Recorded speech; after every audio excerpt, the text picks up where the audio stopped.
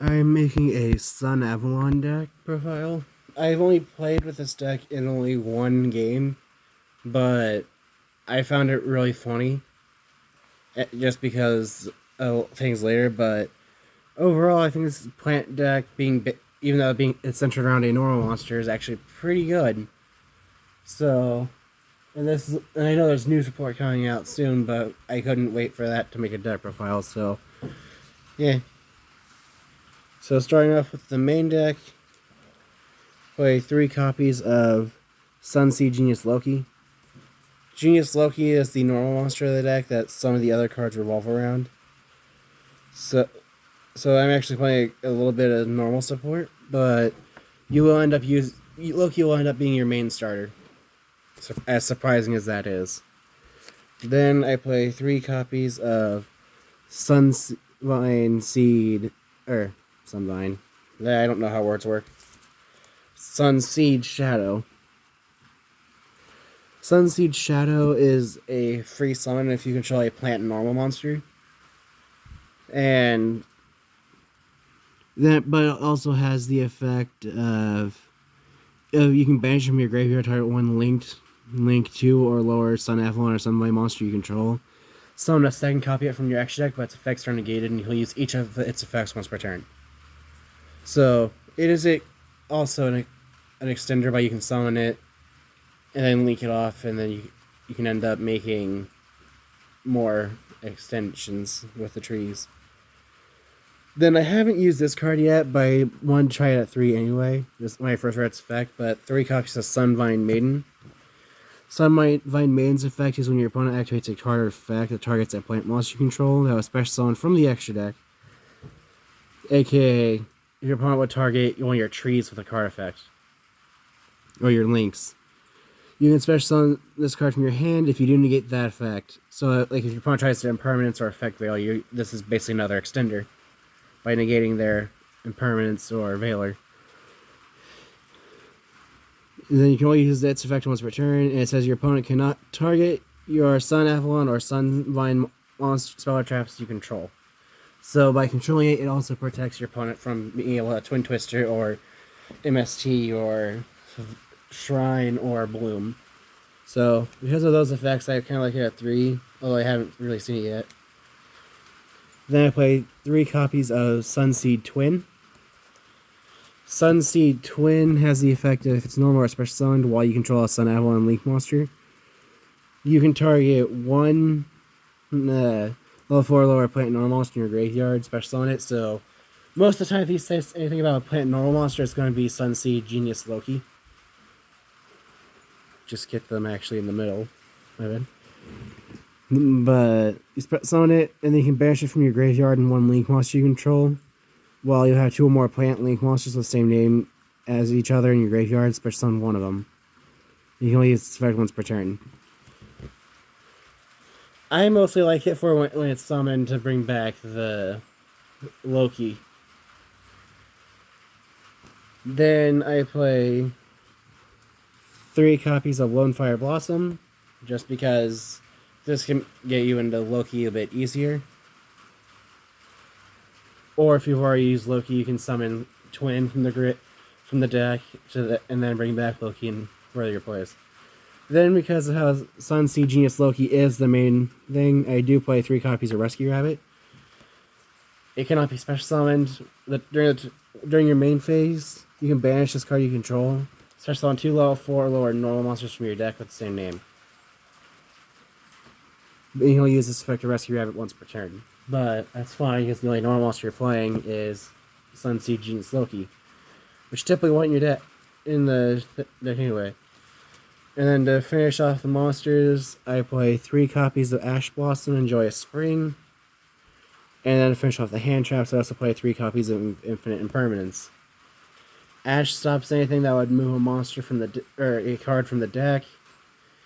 Infinite Impermanence is just a targeted veiler that you can activate while you control no cards on the field. Or if it's set, negates any spells or trap cards or effects that your opponent activated in the same column as it the same turn it was set. But that is it for the monsters and hand traps. Seems weird saying those two things together. Moving on to the spells. I play one copy of 1-for-1 since Sunseed Genius Loki is a level 1 monster. Then I do play one copy of Harpy's Feather Duster when I have to go second against back row decks. Because I really don't like Eldritch at all. And one Monster Reborn because Monster Reborn. Then I play 2 copies of Pod Avarice because I do go through my extra deck a lot. So I just think it's fun to put 5 extra deck monsters back, draw 2 cards. And I do play 2 copies of World Legacy, Unexpected Die. If you control your monsters, especially on a normal monster from your deck, and if this gets ashed, you have 2 of them, but good. Because it's not once per turn, surprisingly. Then I play 2 copies of World Legacy Succession. This is a monster reborn for a zone and link monster points to. Then I play 3 copies of Where Art Thou. Where Art Thou lets you search for a level 1 monster from your deck. However, if you do not normal summon it or activate the effect of a card with the same name, then you take 2,000 points damage during the end of the turn. Which is fine because some of the trees have... Don't remember which tree it is, but one of them has the effect of... Really, Hera? Stop it. Disregard the kitty. But... one of the trees has the effect if you take damage while it's on the field, you gain that damage back. And then you can summon a Sunavalon link to zone it points to. So, sometimes taking damage is actually beneficial. Then I play 3 copies of Sunvine Shrine. Sunvine Shrine can only be activated by sending a card from your hand to the graveyard while you control a Sunavalon link monster. But the trade-off for that is it's a once-per-turn monster reborn back Sunseed Genius Loki. And then it also has the other effect during your opponent's end phase. You can send it to the graveyard to then set 1 continuous trap in your graveyard to your spell and trap zone. So one thing I actually tried doing with this deck was using its effect to set something like Summon Limit to my spell and trap zone during my opponent's end phase. But the only reason I didn't like that was because it's during the opponent's end phase, so they actually get to build the board. But you can set things like continuous floodgates to slow your opponent down after they've already built their board, but because of them already having a built board at that point, I didn't really care for it. So, this is primarily just a monster reborn back Loki. Then, and that's it for the spells. Moving on to the 4 traps. I play 1 Bloom and then the 3 impermanents, but I've already gone over this. Sunavalon Bloom has the effect of when it's activated while you control the link 4 or higher plant monster. When its effect resolves, negates the effects of all face-up monsters your opponent currently controls. That is a cute little effect you can do since Sunavalon Dryad Trenchier actually searches for it on summon. So I actually kind of like it as well. But the main effect I liked was its effect of... It has the effect that if a Sunavalon link you control battles, it gains the combined attack of all of the monsters it points to. So like when I use this effect with Dryad Trenchier, it usually had 3 Sunvine Thrashers pointing to it, or that it was pointing to, each with 4,000 attacks, so it was attacking with 12,000 attack points. You can only use each of the Sunavalon Bloom's effects once per turn. That is it for the main deck. Moving on to the extra deck, I play 3 copies of Sunavalon Dryas. Dryas just requires 1 level 4 lower plant monster for its summon. However, if it was link summoned in the extra monster zone using Loki as material, you can add 1 Sunvine spell or trap from your deck to your hand. And it cannot be targeted for attacks, but your opponent can still attack directly. Once per turn, if you take battle or effect damage, you can gain that much life points to reduce especially on a Sunvine monster from your extra deck. So yeah, this is the one that if you have it during the end on the field during the end phase, it's not too bad because of how with the War Foul. That's what I was trying to think of. Then moving on with the tree lineage, I play 3 copies of Sunavalon Dryades. Dryades has the effect of it cannot be. All the trees share the effect of they can't be targeted for attacks, but doesn't prevent your opponent from attacking directly. Twice per turn, if you take battle damage or effect damage, you gain that much life points. And if you do, special on a Sunvine monster from your extra deck. Then I play 2 copies of Sunavalon Drynome. And Drynome has the effect of 3 times per turn. Sunavalon monsters from your extra deck if you take damage after gaining it back. But once per turn, when a monster's card points to its target for an attack, you can negate the attack. If you do, move that monster you control to another of your main monster zones. And then, finishing off the trees, I play 2 copies of Sunavalon Dryad Trenchier. Dryad Trenchier has the effect of it cannot be destroyed by opponent's card effects and cannot be targeted for attacks. But, oh wait, and if it's Link summoned, you can add 1 Sunavalon spell or trap from your deck to your hand. But it also has the effect of once per turn, you contribute 1 Link monster points to destroy any number of cards your opponent controls up to that monster's Link rating. So the cute thing you can do is make a second Dryad Trenchier to zone that the first one points to. Tribute the second one to destroy 4 cards your opponent controls. But that effect hardly ever comes up as much as the search for Sunavalon Bloom to get your opponent's field, and then smack him with a 12,000 attack tree. Then moving on to the Sunvine links, I play 1 copy of Healer.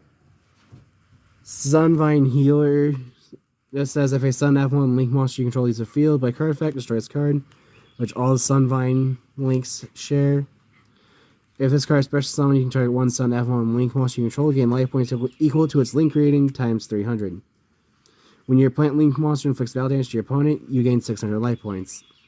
So Sunvine Healer is in here because it can be useful when you're getting close to time, just because of how you can actually increase your life points significantly. I say significantly, but it's like 2,100 at most. Or 15 at most, I believe. Then I play 1 copy of Sunvine Gardener. Sunvine Gardener has the effect of when an attack is declared involving this card linked to a Sunavalon Link monster, and an opponent's monster. And an opponent's. I'm going to start that over. When an attack is declared involving this card while it's linked to a Sunavalon and an opponent's monster, you can activate the effect. The battle damage you take from the battle is halved. And then, but however, oh, I am reading the crap out of this card wrong. When this card is destroyed by a battle, end the battle phase after the damage step. So what it does is if your opponent would attack it, the damage you take is halved, but then the battle phase is over automatically.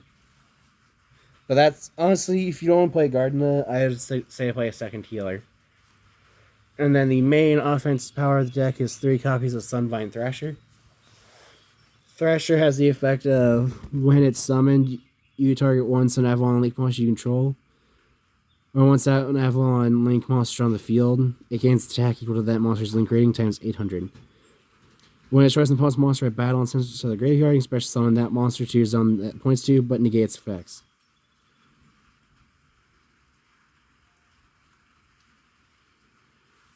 So that is it for my Sunavalon deck profile.